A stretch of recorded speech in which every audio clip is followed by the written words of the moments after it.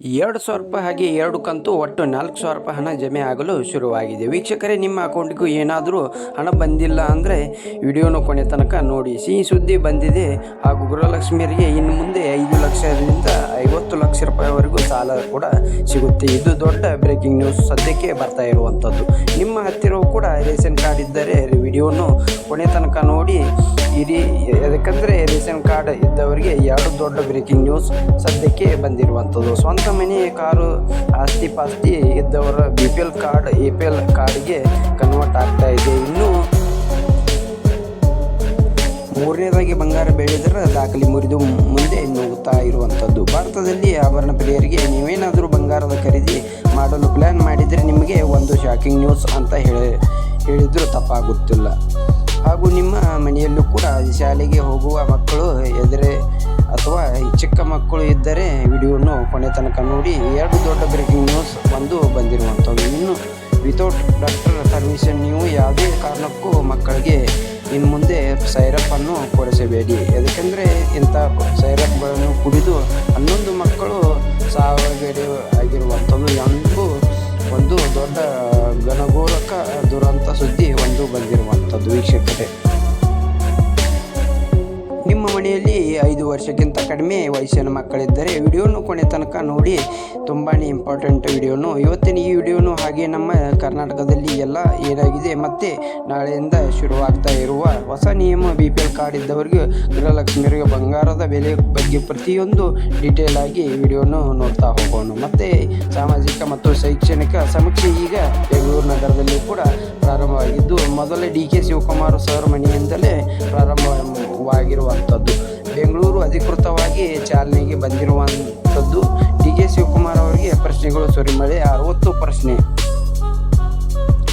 Answer ಹೇಳ್ತಾ ಅವರಿಗೂ ಕೂಡ ಸಾಕಾಗಿ ಹೋಗಿದೆ ಅಂತೂ ಕೂಡ ಒಂದು ಹೇಳಿಕೆಯನ್ನು ಕೊಟ್ಟಿರುವಂಥದ್ದು. ವೀಕ್ಷಕರೇ, ಇದರ ಬಗ್ಗೆ ಕೂಡ ನೋಡ್ತಾ ಹೋಗೋಣ ಮಾಹಿತಿ. ಹಾಗೆ ನೀವು ಇಲ್ಲಿ ಗೃಹಲಕ್ಷ್ಮಿ ಫಲಾನುಭವಿಗಳಿಗಾಗಿದ್ದರೆ ಬೇಗನೆ ಇನ್ನೂ ಈ ಒಂದು ವಿಡಿಯೋಗೆ ಲೈಕ್ ಮಾಡಿ, ಅಂದರೆ ಬೇಗನೆ ಲೈಕ್ ಮಾಡಿ. ಹಾಗೆ ಕಮೆಂಟಲ್ಲಿ ನಿಮಗೆ ಜುಲೈ ತಿಂಗಳ ಹಣ ಬಂದಿದ್ದರೆ ಬೇಗನೆ ಕಮೆಂಟಲ್ಲಿ ಎಸ್ ಅಂತ ಕಮೆಂಟ್ ಮಾಡಿ, ಇಲ್ಲ ಅಂದರೆ ನೋ ಅಂತ ಕಮೆಂಟ್ ಮಾಡಿ. ಮತ್ತು ನಿಮಗೆ ಎಷ್ಟು ಕಂತು ಬಾಕಿ ಇದೆ ಅದು ಕೂಡ ನಮಗೆ ನೀವು ಕಮೆಂಟಲ್ಲಿ ತಿಳಿಸಿ. ನಿಮಗೆ ಅದಕ್ಕೆ ಸಮರ್ಪಕವಾಗಿ ಉತ್ತರ ನಮ್ಮ ಕಡೆಯಿಂದ ನಿಮಗೆ ಸಿಗುತ್ತದೆ ಎಷ್ಟು ಕಂತು ಬಾಕಿ ಇದೆ ಅಂತ. ಹಾಗೆ ನಮ್ಮ ಚಾನಲ್ಗೆ ನೀವು ಸಬ್ಸ್ಕ್ರೈಬ್ ಆಗಿಲ್ಲ ಅಂದರೆ ದಯವಿಟ್ಟು ಪ್ರತಿಯೊಬ್ಬರು ಕೂಡ ಸಬ್ಸ್ಕ್ರೈಬ್ ಆಗಿ ಪಕ್ಕದಲ್ಲಿರುವಂಥ ಬೆಲ್ ಐಕನ್ ಕೂಡ ಕ್ಲಿಕ್ ಮಾಡಿ ಸ್ನೇಹಿತರೆ. ವೀಕ್ಷಕರೇ, ಮೊದಲಿಗೆ ತುಂಬ ಜನರು ನಮಗೆ 4 ತಿಂಗಳಿನಿಂದ ಹಣ ಬರ್ತಾ ಇಲ್ಲ ಅಂತ ಕಮೆಂಟ್ ಮಾಡ್ತಾ ಇದ್ದಾರೆ. ಹೌದು, ಇಲ್ಲಿ ಕೆಲವೊಬ್ಬರು ಜುಲೈ ತಿಂಗಳವರೆಗೂ ಕೂಡ ಹಣ ಬಂದಿದೆ ಅಂತ ಕಮೆಂಟ್ ಮಾಡ್ತಾ ಇದ್ದಾರೆ. ಅದರಲ್ಲಿ ಕೆಲವೊಬ್ಬರು ನಮಗೆ ಮೇ ತಿಂಗಳಿಂದಲೇ ಹಣ ಬಂದಿಲ್ಲ ಅಂತ ಕಮೆಂಟ್ ಮಾಡ್ತಾ ಇದ್ದಾರೆ. ಅದರಲ್ಲಿ ಆಲ್ಮೋಸ್ಟು ಎಲ್ಲರಿಗೂ ಜೂನ್ ತಿಂಗಳವರೆಗೂ ಹಣ ಬಂದಿದೆ ಅಂತ ಇಲ್ಲಿ ಹೇಳಬಹುದು. ಏಕೆಂದರೆ ಇಲ್ಲಿ ನಾವು ಪರ್ಸೆಂಟೇಜ್ ಲೆಕ್ಕ ಹಾಕಿದರೆ ಜೂನ್ ತಿಂಗಳವರೆಗೂ ಕೂಡ ಪ್ರತಿಯೊಬ್ಬರಿಗೂ ಕೂಡ ಇಲ್ಲಿ ಹಣ ಬಂದಿದೆ. ಜುಲೈ ಆಗಸ್ಟ್ ತಿಂಗಳು ಮಾತ್ರ ಬಾಕಿ ಇದೆ. ಅದರಲ್ಲಿ ಈಗಾಗಲೇ ನಮಗೆ ಕಮೆಂಟ್ ಬರ್ತಾ ಇರೋದು ಪ್ರಕಾರ ನೋಡ್ತಾ ಹೋಗೋದಾದರೆ ಜುಲೈ ತಿಂಗಳ ಹಣವೂ ಕೂಡ ಈಗಾಗಲೇ 50% ಮಹಿಳೆಯರಿಗೆ ಜಮೆ ಆಗಿದೆ ಅಂತ ತಿಳ್ಕೊಳ್ಳಿ. ಯಾಕಂದರೆ 5-6 ಅಕ್ಟೋಬರ್ ಒಳಗಡೆ ಪ್ರತಿಯೊಬ್ಬರು ಖಾತೆಗಳು ಕೂಡ ಜಮೆ ಆಗುತ್ತಿದೆ ಅಂತ ನಾವೇನು ಕೇಳಿದ್ದು ಅಲ್ವಾ. ಈಗಾಗಲೇ ಆ ಒಂದು ಸಮಯ ಕೂಡ ಮುಗಿದಿದೆ. ಈಗಾಗಲೇ ಹಣ ಕೂಡ ಜಮೆ ಆಗಲು ಶುರುವಾಗಿದೆ. ನೀವು ಕೂಡ ಈ ವಿಡಿಯೋನು ಮುಗಿದ ಬಳಿಕ ಒಮ್ಮೆ ಬಾರಿ ನಿಮ್ಮ ಒಂದು ಗೃಹಲಕ್ಷ್ಮಿ ಲಿಂಕ್ ಆಗಿರುವ ಬ್ಯಾಂಕ್ ಖಾತೆಗಳಿಗೆ ಚೆಕ್ ಮಾಡಿಕೊಳ್ಳಿ ಅಥವಾ ಪಾಸ್ಬುಕ್ಕನ್ನು ಚೆಕ್ ಮಾಡಿ. 2,000 ಹಣ ನಿಮಗೂ ಕೂಡ ಬಂದಿದ್ದರೆ ನೋಡಿ ಚೆಕ್ ಮಾಡಿಸ್ಕೊಳ್ಳಬಹುದು. ಯಾಕಂದರೆ ಜುಲೈ ತಿಂಗಳಿನ ಕಂತಿನ ಹಣವನ್ನು ಈಗಾಗಲೇ ರಿಲೀಸ್ ಮಾಡಿದ್ದು ಅಕ್ಟೋಬರ್ 10ನೇ ತಾರೀಕಿನ ಒಳಗಾಗಿ ಎಲ್ಲ ಅಕೌಂಟ್ಗೂ ಕೂಡ ಜಮೆ ಆಗುತ್ತದೆ. ವೀಕ್ಷಕರೇ, ಇದು 100% ಅಂತಾನೆ ಹೇಳ್ಬೋದು. ಇನ್ನು 2ನೇದಾಗಿ ಆಗಸ್ಟ್ ತಿಂಗಳು ಕೂಡ ಮಾತ್ರ ಈಗ ಬಾಕಿ ಉಳಿಯುತ್ತದೆ. ಗೃಹಲಕ್ಷ್ಮಿಯರ ಯೋಜನೆ 2,000 ರೂಪಾಯಿ ಹಣ 23ನೇ ಕಂತು ಆಗಸ್ಟ್ ತಿಂಗಳದ್ದು ಮಾತ್ರ ಬಾಕಿ ಉಳಿಯಲಿದೆ. ಈ ಒಂದು ಕಂತು ಕೂಡ ಹಣ ಸರ್ಕಾರದಿಂದ ದೀಪಾವಳಿ ಹಬ್ಬದ ವೇಳೆಗೆ ರಿಲೀಸ್ ಆಗುವ ಸಾಧ್ಯತೆ ಇರುವಂಥದ್ದು. ಇನ್ನು ಗೃಹಲಕ್ಷ್ಮಿ ಸಹಕಾರ ಸಂಘ ಕೂಡ ಸ್ಥಾಪನೆ ಆಗ್ತಾ ಇದೆ. ಮಹಿಳೆಯರಿಗೆ 5 ರಿಂದ 50 ಲಕ್ಷ ರೂಪಾಯಿವರೆಗೆ ಸಾಲ ಸೌಲಭ್ಯ ಕಲ್ಪಿಸುವ ಸರ್ಕಾರ ಮುಂದಾಗಿದೆ. ಮಹಿಳೆಯರಿಗೆ ತಮ್ಮ ಒಂದು ಸ್ವಂತ ಉದ್ಯೋಗವನ್ನು ಸ್ಟಾರ್ಟ್ ಮಾಡಲು ತಮ್ಮ ಒಂದು ಹೆಚ್ಚಿನ ಮಟ್ಟದಲ್ಲಿ ಉದ್ಯಮ ನಡೆಸಲು ಸಾಲ ಸೌಲಭ್ಯ ಕಲ್ಪಿಸುವ ಕರ್ನಾಟಕ ಸರ್ಕಾರ ಈ ಒಂದು ಗೃಹಲಕ್ಷ್ಮಿ ಯೋಜನೆಯ ಸಹಕಾರ ಸಂಘವನ್ನು ಸ್ಥಾಪನೆ ಮಾಡಿದ್ದು, ಗೃಹಲಕ್ಷ್ಮಿಯರಿಗೆ ಇನ್ನು ಮುಂದೆ ಸಾಲಕ್ಕಾಗಿ ಬ್ಯಾಂಕ್ಗಳಿಗೆ ಅಲೆದಾಡುವ ಪರಿಸ್ಥಿತಿ ಬರುವುದಿಲ್ಲ. ಏಕೆಂದರೆ ಗೃಹಲಕ್ಷ್ಮಿ ಯೋಜನೆಯ ಮೂಲಕವೇ ಗೃಹಲಕ್ಷ್ಮಿ ಸಹಕಾರ ಸಂಘದ ಮೂಲಕವೇ ಲಕ್ಷಾಂತರ ರೂಪಾಯಿ ಸಾಲವನ್ನು ಪಡೆದುಕೊಂಡು ತಮ್ಮ ಉದ್ಯೋಗವನ್ನು ಸ್ಟಾರ್ಟ್ ಮಾಡಬಹುದು, ಸ್ವಂತ ಬಿಸ್ನೆಸ್ ಪ್ರಾರಂಭ ಮಾಡಬಹುದು. ಇನ್ನು ವೀಕ್ಷಕರೇ, 2ನೇದಾಗಿ ಇಂಥ BPL ಕಾರ್ಡ್ ರದ್ದಾಗುವುದು ಗ್ಯಾರಂಟಿ ಅಂತ ಹೇಳಬಹುದು. ಯಾಕೆಂದರೆ ಅನ್ನಭಾಗ್ಯ ಯೋಜನೆ ಫಲಾನುಭವಿಗಳಿಂದ 12 ಲಕ್ಷ ಜನರು ಹೊರಗೆ ನಡೆಯಲಿದ್ದಾರೆ. ಅನರ್ಹ ಕಾರ್ಡುಗಳನ್ನು ರದ್ದು ಮಾಡ್ತಾ ಇದ್ದಾರೆ ಸರ್ಕಾರದಿಂದ. ಇನ್ನೊಂದು ಕಡೆಗೆ ಅನ್ನಭಾಗ್ಯ ಫಲಾನುಭವಿಗಳಿಗೆ ಆಹಾರ ಕಿಟ್ ವಿತರಣೆ ಬಗ್ಗೆ ಕೂಡ ದೊಡ್ಡ ಬ್ರೇಕಿಂಗ್ ನ್ಯೂಸ್ ಒಂದು ಬಂದಿರುವಂಥದ್ದು. ಸದ್ಯಕ್ಕೆ ಬಂದಿರುವುದು ಮಾಹಿತಿ ಪ್ರಕಾರ ನಗರದ ಪ್ರದೇಶಗಳಲ್ಲಿ 1000 ಚದರ ಅಡಿಗಿಂತ ಹೆಚ್ಚು ವಿಸ್ತೀರ್ಣವಾದ ಭವ್ಯವಾದ ಮನೆ ಅಥವಾ ಮನೆಗಳು ಕಾಂಪ್ಲೆಕ್ಸ್ ಬಾಡಿಗೆ ಕೊಟ್ಟು ಬಾಡಿಗೆ ಗಿಂತ ಇದ್ದರೆ ಅವರಿಗೆ 7.55 ಎಕರೆಗಿಂತ ಅಂದರೆ 7 ಎಕರೆಗಿಂತ ಹೆಚ್ಚಿನ ಭೂಮಿ ಇದ್ದರೆ ಅಂಥವರ ಕಾರ್ಡು ಮೊದಲು BPL ಕಾರ್ಡು ಇದ್ದದ್ದು APL ಕಾರ್ಡ್ ಆಗ್ತಾ ಇದೆ ಎನ್ನುವ ಇಂಪಾರ್ಟೆಂಟ್ ಸುದ್ದಿ ಬಂದಿರುವಂಥದ್ದು.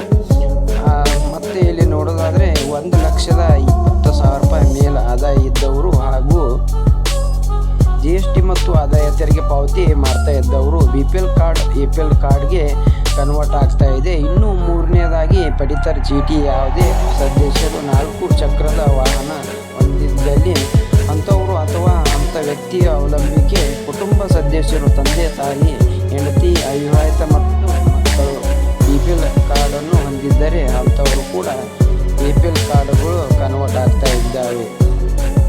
ಇನ್ನು ಸರ್ಕಾರಿ ಮತ್ತು ಸರ್ಕಾರಿ ನೌಕರರ ಯಾರಾದರೂ ಇಲ್ಲಿ ಒಂದು ಸರ್ಕಾರಿ ನೌಕರಿಯಲ್ಲಿದ್ದು BPL ಕಾರ್ಡ್ ಪಡೆದುಕೊಂಡಿದ್ದರೆ ಅಂಥವರು ಹೆಸರು ನಿಮ್ಮ BPL ಕಾರ್ಡಲ್ಲಿ ಇದ್ದರೆ ಅಂಥ ಕಾರ್ಡನ್ನು ಕೂಡ APL ಕಾರ್ಡ್ ಆಗ್ತಾ ಇದೆ ಅಂತ ಹೇಳಲಾಗ್ತಿದೆ.